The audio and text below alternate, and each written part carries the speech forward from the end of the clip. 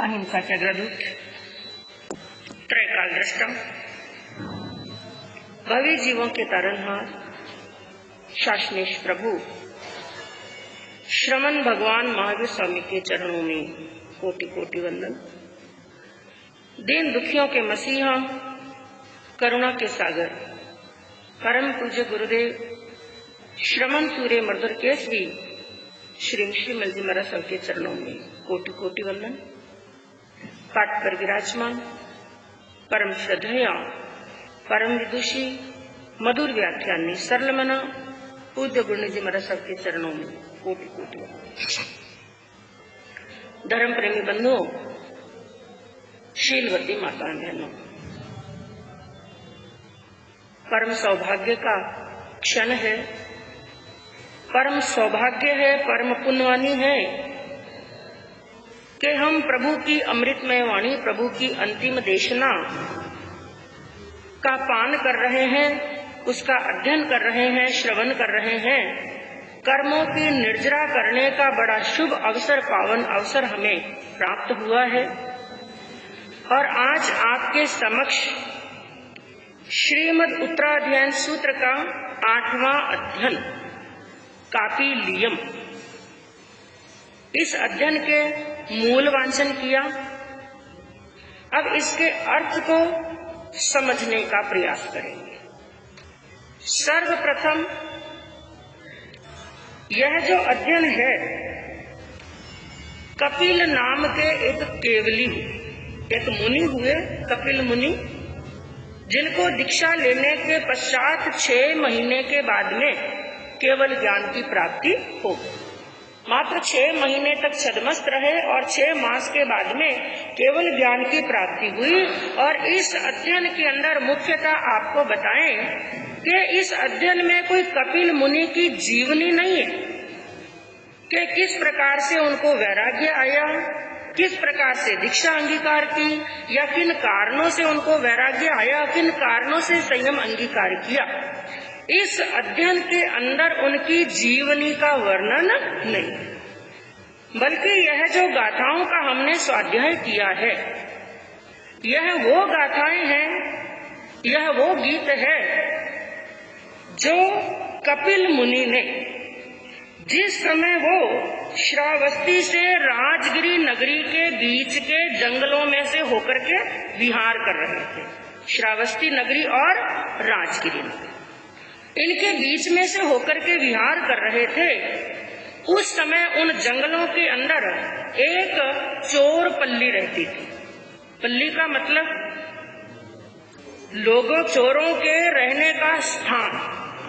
हाँ, जहाँ पर चोर, क्योंकि यूं भी आप जानते हैं ये चोर हैं, डाकू हैं, ये कहाँ पर रहते हैं? जंगलों के अंदर। लूटने के लिए शहर में जाते हैं, नगरों में जाते हैं, बड़े बड़े साहूकारों को, धनाढ़यों को लूटते हैं, वहां पर डाका डालते हैं और उनका धन माल लूट करके जंगल के अंदर चले जाते हैं और गहन जंगलों में छिप जाते हैं। तो वहां पर एक चोर पल्ली रहती थी और वो चोरों का जो समूह था, जो ग्रुप था, 500 चोर थे उसके अंदर। कितने चोर? 500 चोर थे, और जिनको इक्कड़ दास जाति का बताया गया। इक्कड़ दास जाति के 500 चोरों की पल्ली थी और वहां से कपिल मुनि निकल रहे थे। और बंधुओं, इन चोरों के लिए, डाकुओं के लिए क्या तो ग्रस्त है, क्या संत है, जो भी निकलता है उनको अपना शिकार बना लेते हैं। जैसे वाल्मीकि का आपने वर्णन सुना होगा, रत्नाकर डाकू का वर्णन सुना कि रत्नाकर डाकू को कौन मिले थे? गौतम बुद्ध उपदेश देने के लिए गए, गौतम बुद्ध मिले थे। और वाल्मीकि जी का वर्णन आता है, वो भी एक डाकू था, रत्नाकर नाम का डाकू था, और उनको नारद जी मिल गए थे और नारद को लूटने लगे। और नारद जी ने कहा, भाई हम संत हैं, हमारे पास में क्या है? तो रत्नाकर ने क्या कहा? ऐसा कोई हो ही नहीं सकता जिसके पास में कुछ भी ना हो। तो उन्होंने कहा था नारद जी ने, भाई मेरे पास में और तो कुछ नहीं है, मेरे पास में तो राम नाम की लूट है, जितना चाहे सो लूट ले। और उसने वही लूट लिया। ये भी कोई लूटने वाला चाहिए। राम नाम के लूट की, यानी जिसके अंदर पैसा और टक्का लगने वाला नहीं है। चाहे जितना लूट सकता है, लेकिन लूटने के लिए भी क्या चाहिए? सौभाग्य चाहिए। लेकिन वाल्मीकि जी ने वो लूट लिया। रत्नाकर डाकू आगे चल करके क्या बने? वाल्मीकि जी। उनका नाम वाल्मीकि नहीं था। इसी प्रकार वो 500 जो चोर थे, उन्होंने मुनि को आते हुए देखा और मुनि को चारों तरफ से घेर लिया। मुनि अकेले, और वहां पर चोर कितने हैं? 500 चोर। 500 चोरों ने घेर लिया और जो चोरों का सरदार था वो एक तरफ बैठा था और उनके जो छोटे चोर थे वो मुनि के पास में जो कुछ भी बंदोपकरण थे, जो साधु के जीवन के अंदर संयम के लिए जो जरूरी उपकरण है, उनको टंटोलने लगे। अब संत के पास में क्या मिले? कुछ भी नहीं। वो टंटोल करके थक गए, उनको कुछ भी नहीं मिला। और आखिर अपने बड़े सरदार को, जो उनका सरदार था, मुखिया था, उनके पास में आकर के कहा, अरे ये तो फकीर है, ये तो संत है, इसके पास में कुछ भी नहीं है। वो अपने स्थान से उठा, न जाने उसके मन में क्या विचार आया। वो अपने स्थान से उठा और आकर के कहा, ऐसा तो हो ही नहीं सकता जो इनके पास में कुछ भी ना हो। जो आपके पास में है वो ही हमें दे दो। उन्होंने कहा, मेरे पास में तो ज्ञान का खजाना है, ज्ञान का खजाना है, प्रभु की जिनवानी का खजाना है, वो चाहे तो तुम ले लो। चोरों ने कहा, हमारा काम है लूटना, हम तो लूटेंगे, जो तुम्हारे पास में हो वही दे दो। तो कहते हैं उस समय एक ऊंचे स्थान पर मुनि बैठ गए, कपिल मुनि बैठ गए और 500 के 500 चोर मुनि को घेर करके बैठ गए। तो उस समय उन चोरों को कपिल मुनि ने जो उपदेश दिया, क्या क्या उपदेश दिया, उस उपदेश का वर्णन ही जो हमने मूल का स्वाध्याय किया वही उसके अंदर आता है। लेकिन बंधुओं, इससे पहले हम ये भी जानने का प्रयास करेंगे, मूल के अंदर तो नहीं आया, लेकिन जैन साहित्य के अंदर कपिल जो थे वो मुनि बने कैसे, उनको वैराग्य कैसे आया। ये भी एक बड़ी जोरदार घटना है, बड़ी मार्मिक घटना है। ऐसी कौन सी उनके जीवन में घटना घटी? क्योंकि बंधु, जिसको भी वैराग आता है उसके जीवन के पीछे कोई ना कोई घटना तो अवश्य होती है। क्योंकि प्रभु ने कई प्रकार का वैराग्य बताया। कई बार संतों की वाणी सुनकर के वैराग आ जाता है, और कई बार जिनवानी पढ़ करके वैराग आ जाता है, और कई ऐसे भी हुए जो स्वयं बुद्ध हुए, जिनका वर्णन कल आपके सामने आएगा। ना जिनवानी सुनी, ना संतों का उपदेश दिया सुना, कोई ऐसी घटना छोटी मोटी घटी, ऐसा दृश्य उनको हुआ कि उनको क्या आ गया? वैराग। उनका वर्णन भी कल हम पढ़ेंगे और सुनेंगे। लेकिन कपिल को वैराग कैसे आया, उसके पीछे भी एक घटना आती है कि एक कौशंबी नाम की नगरी थी, और उस कौशंबी नगरी के अंदर प्रसेनजित नाम का राजा राज्य करता था। ध्यान से श्रवण करना बंधो, सामने देखना, आपका ध्यान इधर उधर भटकना नहीं चाहिए। हम ध्यान से श्रवण करेंगे तो ही हमें पूरी घटना अच्छी प्रकार से समझ में आएगी, और जब समझ में आएगी तो कभी न कभी चिंतन भी जरूर आएगा। तो कौशंबी नाम की नगरी थी, और वहां पर एक राजा का राज्य था। प्रसेनजित नाम के राजा राज्य करते थे। और उस नगर के अंदर एक बार का प्रसंग कि एक राजपुरोहित रहते थे। राजपुरोहित की पत्नी, जिसका नाम था यशा, और राजपुरोहित का नाम था काश्यप, पत्नी का नाम था यशा, और एक पुत्र था जिसका नाम था कपिल। और कपिल बहुत छोटा था जिस समय वो राजपुरोहित, और राजपुरोहित किसे कहते हैं? जो राजा के खास पुरोहित होते हैं, और गांव के अंदर, नगर के अंदर, पूरे राज्य के अंदर जितने भी पंडित होते हैं, जितने भी विद्वान होते हैं, जितने भी पुरोहित होते हैं, उनका सबका मुखिया। तो वो राजपुरोहित वहां पर रहते थे और राजा के द्वारा खूब सम्मान दिया हुआ था, और राजा के द्वारा सुंदर पालकी दी हुई थी। राजा के सेवक आते, जब राजसभा में जाने का समय होता तो उस पालकी के अंदर बिठा करके, अपने कंधों पर पालकी उठा करके जय जयकार करते हुए बड़ी शान के साथ में और बड़ी औकात के साथ में उनको राजसभा के अंदर लेकर के जाते। बड़ा सम्मान था। और बड़े विद्वान थे काश्यप राजपुरोहित। लेकिन एक बार का समय योग हुआ, उस शरीर के अंदर अस्वस्थता हुई कि उनका आयुष्य पूर्ण हो गया। और जो कपिल था वो खेल कूद के अंदर, छोटी उम्र थी, एक तो पिता का साया उठ गया, पढ़ाई लिखाई के ऊपर कौन ध्यान दे, और कुछ वो खुद भी खेल कूद में मस्ती में ध्यान रखता था, इसलिए कपिल पढ़ नहीं पाए। और एक बार का प्रसंग हुआ, कपिल अपनी खेल के अंदर मस्त था और माता यशा कुछ घर के काम कर रही थी बाहर ही, और उसने अचानक ही उस माता की आंखों में आंसू आ गए।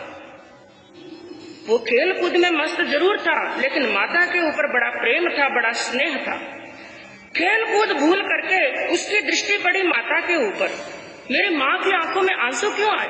भूल गया अपनी खेल कूद को और दौड़ करके आया अपनी माँ के पास में। माँ, क्या हुआ? तुम्हें क्या दुख है, क्या पीड़ा है? तुम्हारी आंखों में आंसू आ गए। माँ ने कहा, बेटा तू अभी छोटा है, तू इन आंसुओं का कारण नहीं समझ पाएगा। लेकिन उसने बड़ी प्यारी बोली के अंदर कहा, माँ यदि तू मुझे समझाएगी तो मुझे क्यों समझ में नहीं आएगा? तू मुझे बता तेरे आंसुओं का कारण क्या है?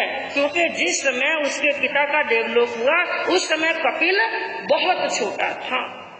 कहा, तो मुझे समझा माँ, मैं जरूर समझने का प्रयास करूंगा, तुम्हारी आंखों में आंसू क्यों आए? तो उसने कहा, माँ ने कहा, बेटा अभी अभी तूने एक पालकी निकलते हुए देखा ना? कि हाँ। कहा, मालूम है तुम्हें ये किसकी पालकी है? कहा, ये तो राजपुरोहित की पालकी है।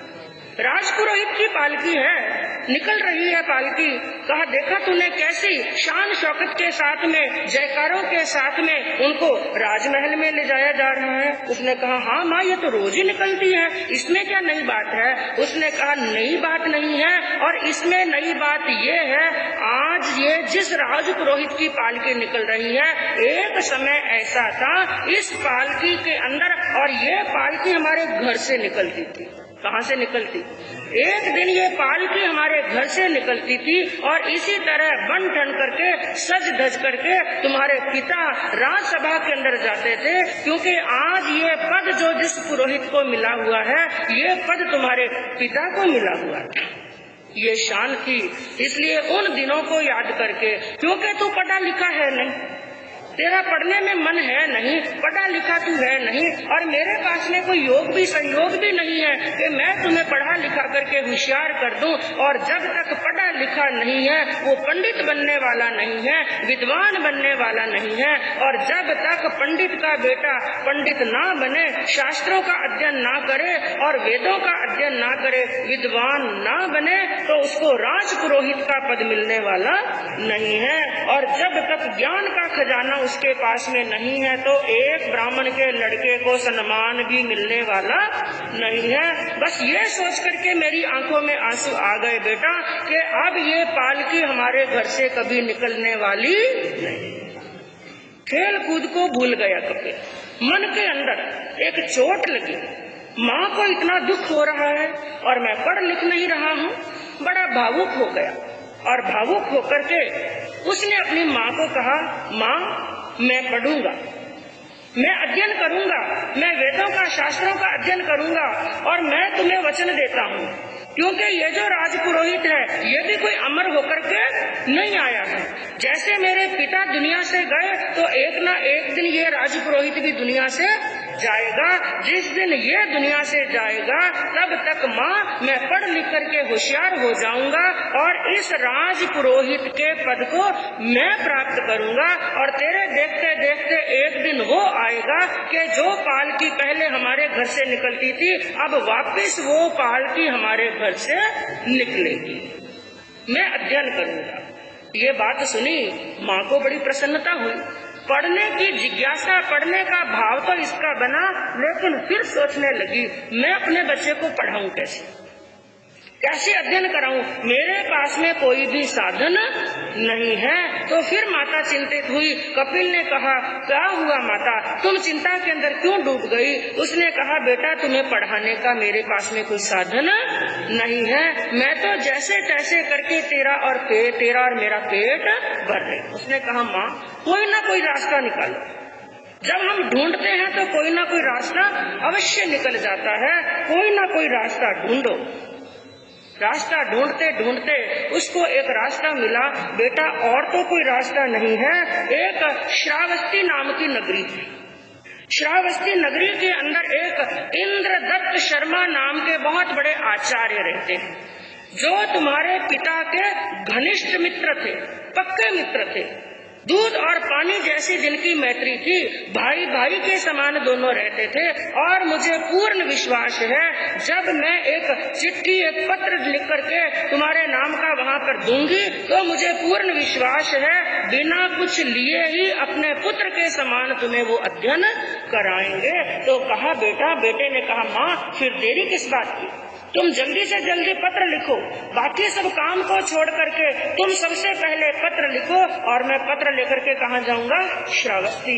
इतना नन्हा सा बालक। तो माँ को फिर चिंता लगी, बेटे को भेजू कैसे। और उसी समय योगान योग की बात है, उस नगरी से, उस शहर से, उस नगर से एक काफिला निकल रहा था। क्योंकि पहले हमारे आगमों के अंदर भी वर्णन आता है कि पहले सार्थवा होते थे और सार्थवा बड़ा सार्थ लेकर के जाते थे। और कई गांव के अंदर, कई नगरों के अंदर, यानी सार्थवा उसे कहते थे जो एक बड़ा व्यापारी, एक बड़ा सेठ होता और बड़े ग्रुप के साथ में और बड़े काफिले के साथ में कई लोगों को साथ में लेकर के, कई बैलगाड़ियां, ऊंट आदि साथ में लेकर के एक नगर से दूसरे नगर, दूसरे नगर से तीसरे नगर व्यापार करने के लिए जाते थे। उस समय कुछ गरीब मजदूर लोग भी सार्थवा के साथ में हो जाते थे। और सार्थवा की क्या विशेषता थी? जो साथ में चलने का बाड़ा तोड़ा नहीं दे सकते हैं, खाने पीने का खर्चा नहीं दे सकते हैं, तो सार्थवा उनके लिए छूट देते थे। ना कोई किराया देना, ना खाने पीने का खर्चा देना, बस साथ में चलो, जो काम करोगे उसका तुम्हें जो भी लाभ होगा, जो भी आमदनी होगी वो तुम्हें मिल जाएगी। ऐसे कई साथ निकलते थे। तो वहां से भी एक काफिला निकल रहा था। माँ को पता चला ये काफिला जहाँ पर जा रहा है बीच में श्रावस्ती नगरी आती। तो सार्थवा को उस काफिले के मालिक को पूछा, बातचीत की और वो पत्र देकर के अपने बेटे को वहां से रवाना कर दिया। कपिल उस सार्थ के साथ में रवाना हो गया, उस काफिले के साथ में रवाना हो गया। और चलते चलते एक दिन वो आया कि वो श्रावस्ती नगरी के अंदर पहुंच गया। और श्रावस्ती नगरी के अंदर पहुंचा, काफिला तो आगे चला गया। और श्रावस्ती नगरी के अंदर वो इंद्रदत्त शर्मा के नाम से लोगों को पूछता पूछता पूछता उस गुरुकुल के अंदर उस स्थान पर पहुंच गया जहां पर इंद्रदत्त शर्मा वो आचार्य खूब सारे बच्चों को, बालक बालिकाओं को अध्ययन करा रहे थे। वो बालक वहां पर पहुंचा, उस बालक को आया हुआ देखा, नए बालक को देखा तो इंद्रदत्त शर्मा ने पूछा कि बेटा तुम कौन हो और कहां से आए? वो बालक चल करके आगे गया और उनको वंदन किया, प्रणाम किया, उनके चरणों में सिर झुकाया और जो हाथ के अंदर माँ का दिया हुआ पत्र था वो उनके आगे कर दिया। उन्होंने वो पत्र देखा, पत्र पढ़ा और पूरी वार्तालाप, पूरा वृत्तांत उनको समझ में आ गया। अरे ये कोई और नहीं है, मेरे घनिष्ठ मित्र, मेरे प्रिय मित्र का बेटा, काश्यप का बेटा है। और मेरे मित्र के 100 साल पूरे हो गए, आयुष्य पूर्ण हो गया, ये एक ही उसकी निशानी है। आज से ये काश्यप का नहीं बल्कि मेरा खुद का बेटा, मैं इसे पढ़ाऊंगा। मेरे मित्र की पत्नी ने बड़ा विश्वास करके इसको मेरे पास में भेजा है, इसको पढ़ा लिखा करके मैं अवश्य ही विद्वान बना।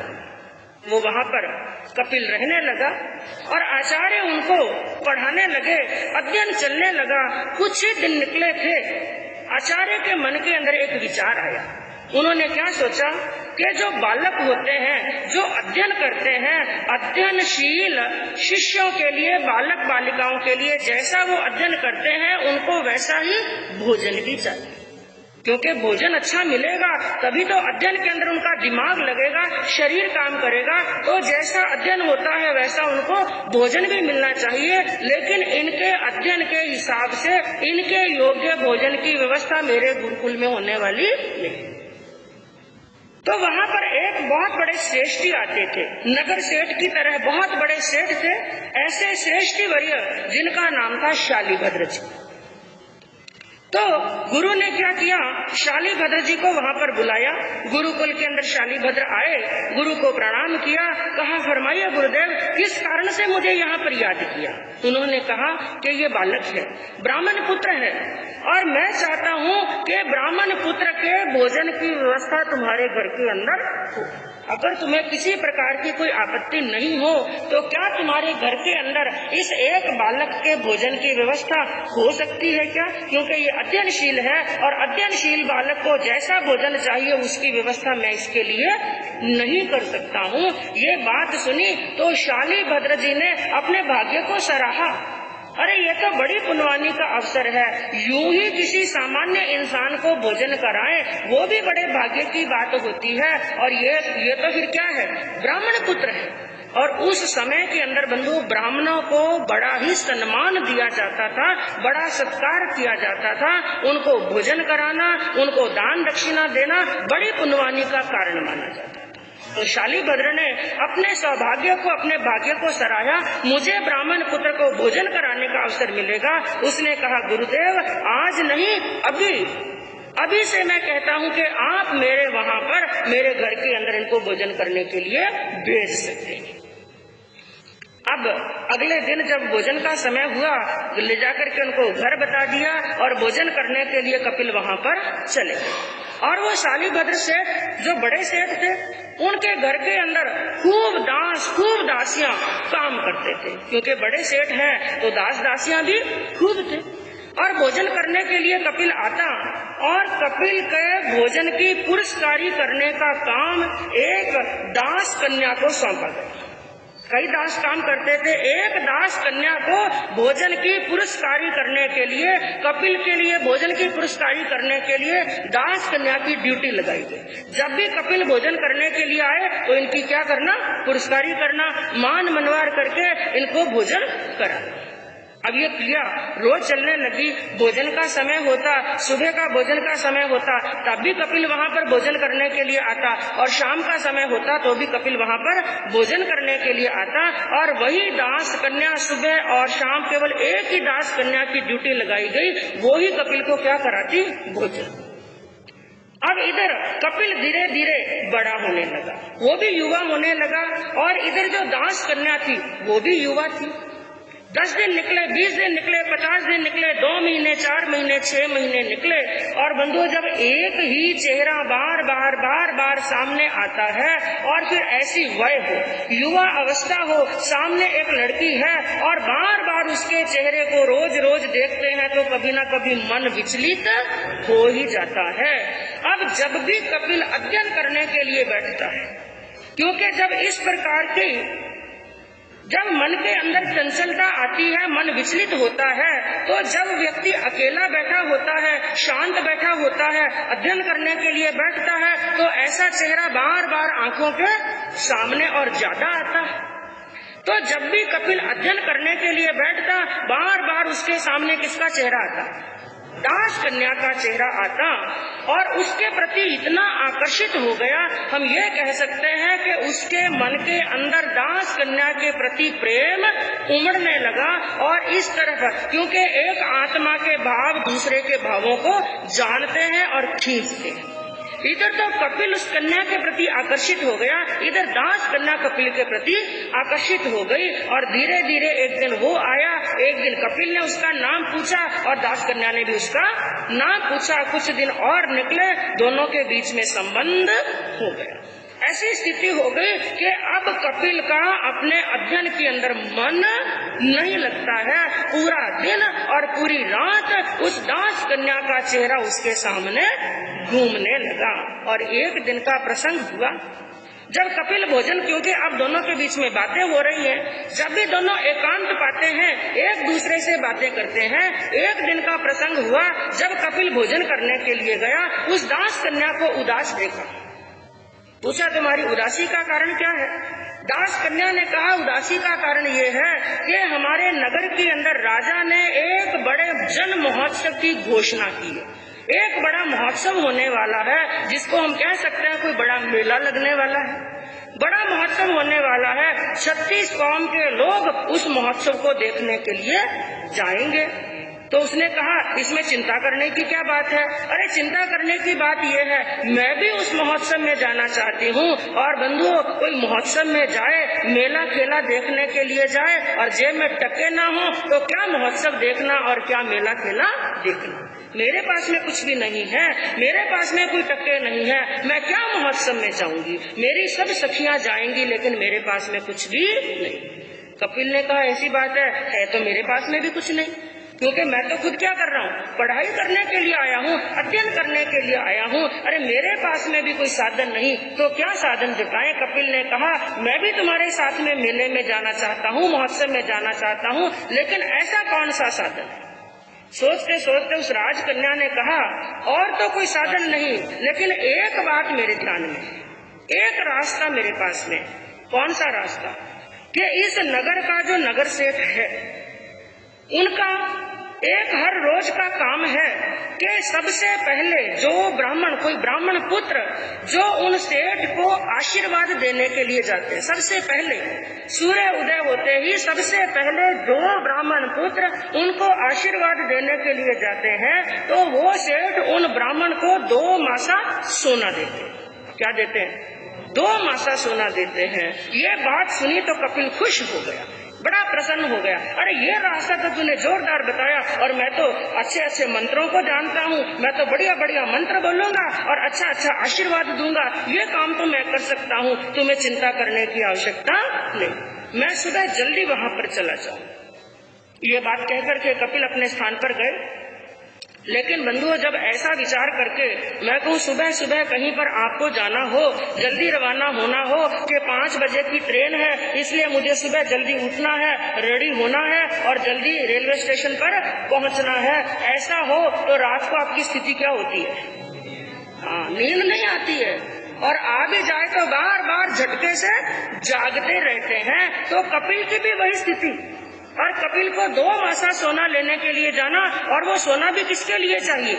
उस लड़की के लिए जिसको वो अपने जान से भी ज्यादा चाहता है, जिसको प्रेम करता है, उस लड़की के लिए लेने के लिए जाना है। इसलिए कपिल को तो रात भर नींद ही नहीं आई। अभी आधी रात का समय, और आधी रात के समय के अंदर ही उसे क्या लगा, अरे सूर्य उदय होने वाला है, सूर्य उदय होने वाला है, और कहीं सूर्य उदय हो गया और मेरे से पहले कोई चला गया, उसने आशीर्वाद दे दिया तो मुझे 2 मासा सोना नहीं मिलेगा। इसलिए उसने क्या सोचा, शायद पूरी रात्रि व्यतीत हो गई, क्योंकि जब गहरी नींद के अंदर सोते हैं ना, सुबह की 6 कब बजती है पता नहीं चलता, और नींद नहीं आए तो करवटें बदलते बदलते बार बार घड़ी देखते रहते हैं, अभी तो 11 बजी, अभी तो 12 बजी, अभी तो 1 बजी, वो रात भी लंबी हो जाती है। तो वो आधी रात को ही बंधुओं घर से निकल गया। उसने सोचा सूर्य उदय होने वाला है, आधी रात को ही वो घर से निकला, और रात्रि के अंदर क्योंकि चोरों का डर होता है, डाकुओं का डर होता है, इसलिए राज कर्मचारी क्या देते हैं? पहरा देते हैं। तो वहाँ पर राज कर्मचारी पहरा दे रहे थे, और आधी रात के समय के अंदर तो साहूकार तो बाहर निकलने वाले नहीं, कौन निकलते हैं बाहर? चोर निकलते हैं बाहर। तो राज कर्मचारियों ने ऐसे अंधेरे के अंदर किसी व्यक्ति को आते हुए देखा, और उन्होंने उसको चोर समझ करके पकड़ लिया। जब उसको पकड़ा कि ये चोर है, आधी रात के समय के अंदर यहाँ पर घूम रहा है, इसको पकड़ो और जल्दी राजसभा में लेकर के जाओ। और वो गिड़गिड़ाने लगा, रोने लगा कपिल। उसने कहा अरे भाई मैं चोर नहीं हूँ। चोर जोर जोर से अट्टहास करके हंसने लगे। उसने कहा पागल, कभी चोर कहता है कि मैं चोर हूँ? कभी चोर ने कहा कि मैं चोर हूँ? अरे तुम चोर हो, तभी तो आधी रात को यहाँ पर भटक रहे हो। और उसके कहते कहते ही वो सिपाही उसको पकड़ करके ले गए और अंदर बंद कर दिया। जब सुबह का समय हुआ, राजा राजसभा के अंदर आए, वहाँ पर सबकी सुनवाई होने लगी। उस समय कपिल को भी राजा के सामने ला करके खड़ा किया गया, और राजा ने उसका भोला भाला चेहरा देखा, और राजा ने पूछा भाई इसने क्या गुनाह किया है? तो सिपाहियों ने कहा कि राजन ये चोर है। कि तुमको कैसे मालूम ये चोर है? कि ये आधी रात्रि के अंदर नगर की सड़कों के ऊपर भटक रहा था, इधर उधर जा रहा था, इसलिए हमने देखा कि ये चोर है। राजा ने कहा बोलो क्या तुम चोर हो? उसकी आंखों में आंसू आए और वो रोता रोता बड़ी दीनहीन अवस्था के अंदर कहने लगा, राजन मैं चोर नहीं हूँ। राजा ने कहा, चोर नहीं हो तो फिर तुम यहाँ पर आधी रात्रि के अंदर सड़क के ऊपर क्यों भटक रहे थे? तो उन्होंने बंधु आदि से लगाकर अंत तक की बात कही। राजन इस प्रकार से मुझे कहा था उस लड़की ने, उस कन्या ने जिससे मैं बड़ा प्रेम करता हूँ, कि उस सेठ के पास में जाओ जो आशीर्वाद देने पर ब्राह्मण को 2 मासा सोना देता है। बस मैं तो 2 मासा सोना लेने के लिए आया राजन, मैं चोर नहीं। और राजा लोग जो बहत्तर कलाओं के अंदर परिपूर्ण होते हैं, वो व्यक्ति के हाव भाव देख करके समझ जाते हैं कि चोर कौन है, साहूकार कौन है। राजा समझ गए, इसका भोला भाला चेहरा बता रहा है कि ये चोर नहीं हो सकता। उनको बड़ी दया, 1-2 मासा सोने के लिए, 2 मासा सोने के लिए एक ब्राह्मण पुत्र को रात्रि के अंदर चोरों की तरह भटकना पड़े, ऐसा समझ लीजिए राजा को दया आई, करुणा आई और राजा प्रसन्न हुए। और उन्होंने क्या कहा, हे ब्राह्मण पुत्र, तुम्हें 2 मासा सोने के लिए इधर उधर भटकने की आवश्यकता नहीं है, मैं तुम पर प्रसन्न हूँ, मांगो, जितना मांगना चाहते हो मेरे से मांगो। एक तरफ तो 2 मासा सोने के लिए भटक रहे हैं, एक तरफ राजा ने क्या कह दिया, जितना चाहो। अब तो ये विषय बड़ा मोटा बड़ा हो गया, बहुत विशाल हो गया, जो चाहो सो मांग लो।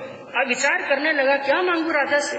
राजा ने कहा, मैं को आपसे कोई कहे, ऐसा राजा कहे, कोई बड़ा मंत्री कहे जिसकी खूब पहुंच हो, या कोई देवी देवता आकर के धरती पर कहे कि जो चाहो सो मांग लो, क्या मांगेंगे?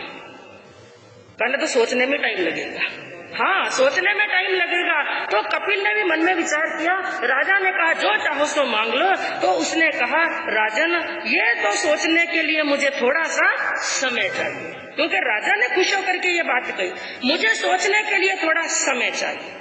राजा ने कहा, जितना समय चाहिए तुम्हें मिल जाएगा, लेकिन मैं प्रसन्न हूँ, जो चाहोगे तुम, जो मांगोगे मैं तुम्हें देने के लिए तैयार हूँ। तो कहा, बस पहले तो मुझे थोड़ा समय दे दीजिए सोचने के लिए। कहा ठीक है।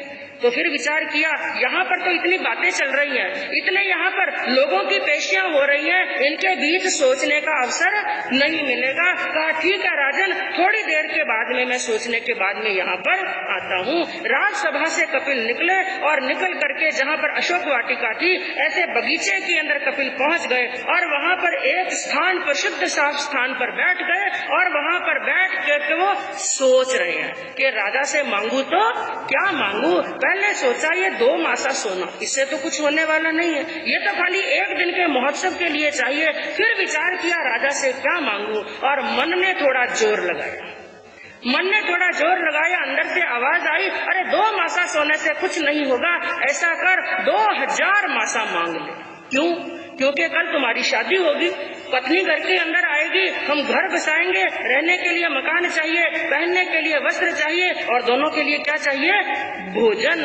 लेकिन फिर अंदर से तीसरी लहर उठी, क्योंकि मन की ये लहरें हैं। तीसरी लहर उठी, मन ने फिर कहा, केवल शादी होने से थोड़ी ना सब कुछ है, शादी होगी, पत्नी घर में आएगी, और 1-2 साल के बाद में क्या होंगे? बच्चे। ये 2000 मासा तो हम दोनों के लिए पूरा नहीं होगा, 2000 मासे से कुछ होने वाला नहीं है। फिर उसने सोचा, ऐसा करो 1 लाख स्वर्ण मुद्राएं मांग ले, 1 लाख स्वर्ण मुद्रा तक, क्योंकि ये मन है ना, या ना 1000 पर रुकता है, ना लाख पर रुकता है, ना करोड़ पर रुकता है, ये तभी जाकर के रुकता है जब हमारी चलती हुई सांस रुक जाती है।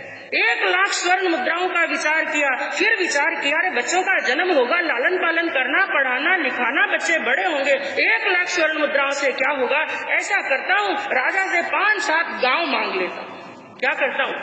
5-7 गांव मांग लेता हूँ। लेकिन फिर अंदर से एक आवाज आई, अरे कपिल तू मूर्ख है क्या?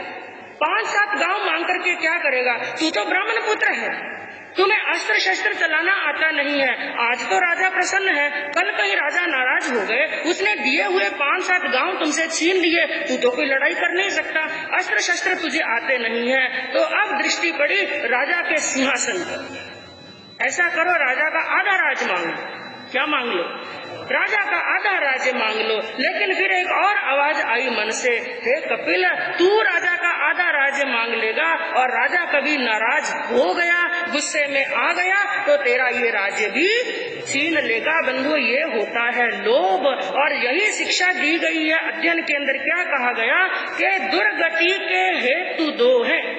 दुर्गति के दो कारण हैं, दो हेतु बताए गए कि दुर्गति के हेतु दो हैं, उनसे बच कर के रहे। दुर्गति के हेतु दो हैं, उनसे बच कर के रहे। लाभ पहला काम दूजा, लोभ पहला काम दूजा, भिक्षु इनमें ना बहे। जैसे जैसे लाभ बढ़ता, जैसे जैसे लाभ बढ़ता, लोभ भी बढ़ता वहाँ। जैसे जैसे लाभ बढ़ता, लोभ भी बढ़ता वहाँ। कपिल मुनिवर ने उसे ही दूर करने को कहा। जैसे जैसे लाभ बढ़ता जाता है, वैसे वैसे लोभ बढ़ता जाता है। और दुर्गति के कारण बताए गए दो, लोभ और काम। क्या कहा? लोभ और काम। और जो इनके दो के चक्कर में रहता है, उसको नहीं कभी मिलता है आराम। इसलिए एक वाक्य कहा किसी ज्ञानी ने कि आराम अगर चाहो, जिंदगी में इंसान को क्या चाहिए? आराम। आराम अगर चाहो तो आओ राम के पास। क्या कहा? आराम चाहिए तो क्या करना पड़ेगा? राम के पास में। आराम अगर चाहो तो आओ राम के पास। लेकिन इंसान राम से दूर होकर के किसके पास में जा रहा है? काम और लोभ के पास में। लोभ बढ़ता गया। अंदर से एक और आवाज आई, अरे कपिल, आधे राज से कुछ होने वाला नहीं है, ऐसा करो। राजा ने कहा जो चाहो मांग लो, जो मांगो वही दूंगा, इसलिए ऐसा करो, ये अवसर अच्छा है, राजा से उसका राज ही मांग लो। विचार आ गया, राज मांग लो। एक कदम बढ़ाया, लेकिन बंधु अंदर से आत्मा की आवाज। अब तक जो आवाजें आ रही थी वो किसकी थी? मन की। एक आवाज होती है मन की, एक होती है आत्मा की, एक आवाज होती है दिल की, एक होती है दिमाग की। जो पहले आवाज थी वो दिमाग की आ रही थी, लेकिन अब दिल में से आवाज आई, आत्मा में से आवाज आई और खुद को धिक्कारा देने लगा। अरे कपिल, धिक्कार है तुझे, धिक्कार है तेरे मन को, धिक्कार है तेरे लोभ को। जिसने तेरे पर इतना बड़ा उपकार किया, इतनी बड़ी दया की, इतनी बड़ी करुणा की, वो चाहते तो चोर समझ करके तुम्हें सजा भी दे सकते थे, लेकिन राजा ने तुम्हें इनाम देने का वादा किया कि जो चाहो तू मांग लो। लेकिन मैं इतना गिर गया, मैं इतना नीच हो गया, जिसने मेरे पर उपकार किया मैं उसी पर ही अपकार कर रहा हूँ, उसका राज्य मांग रहा हूँ, उसको नीचे गिराने का काम कर रहा हूँ। अपनी आत्मा को बार बार बार बार धिक्कार देने लगे, और धिक्कार देते देते बंधु वो स्वयं बुद्ध हो गए। उनको जाति स्मरण ज्ञान हो गया। बार बार कहने लगे, अरे ये क्या हो गया, मैंने बहुत गलत काम कर दिया। अब तक जो लोभ के अंदर पड़े हुए थे, वासना में पड़े हुए थे, विकार में पड़े हुए थे, अब उन्होंने रास्ता बदल दिया। मन पूरा परिवर्तित हो गया। 2 मासे से यात्रा शुरू हुई। यात्रा कितने मासे से शुरू हुई थी? 2 मासे से यात्रा शुरू हुई और कहाँ तक पहुँच गई? पूरे राज्य तक। और ये लोभ तो ऐसा है, पूरा राज्य ही नहीं, 3 लोक का राज्य मिल जाए तो भी कुछ शांति होने वाली नहीं है। मन परिवर्तित हो गया। अब उसने सोचा, अब राजा को जाकर के बोलता हूँ कि मुझे क्या चाहिए। जैसे ही कपिल मुड़े और वहां पर सामने से सैनिक आ रहे थे, क्योंकि इतनी देर राजा ने सोचा, राजा ने भी विचार किया, क्या हुआ कपिल अभी तक क्यों नहीं आए, इसलिए अपने सैनिकों को भेजा और राजा की राजसभा के अंदर गए। राजा ने कहा, बोलो तुम्हें क्या चाहिए? उन्होंने कहा, राजन अब मुझे कुछ नहीं चाहिए, जो मुझे चाहिए था वो तो मुझे मिल गया है। मैं आपको बार बार धन्यवाद देता हूँ, आपके संयोग से। यदि मुझे आप ऐसी बात नहीं कहते तो जो धन मुझे चाहिए था वो धन प्राप्त नहीं होता, लेकिन आपके संयोग से वो मुझे धन प्राप्त हो गया है। अब मुझे आपके किसी धन की आवश्यकता नहीं है। तो बंधु उनको वैराग्य आया, ना वापस गुरुकुल में गए, ना वापस घर के अंदर गए, और वहीं से क्या हो गए? रवाना, और दीक्षा अंगीकार कर। और मात्र 6 महीने के अंदर जिनको केवल ज्ञान हो गया, तो वही कपिल मुनि, वही कपिल केवली जब श्रावस्ती नगरी से निकले और राजगिरी नगरी की तरफ जा रहे थे, तो बीच में उनको कौन मिल गए? चोर। तो चोरों की पल्ली मिली, 500 चोर मिले। तो उन चोरों को जो उन्होंने ज्ञान प्राप्त किया, जो ज्ञान का प्रकाश हुआ, और वही बातें उन चोरों को उन्होंने बताई, जिनके अंदर मुख्य उन्होंने क्या कहा कि सर्व परिग्रह और कलह को भिक्षु मन से छोड़े।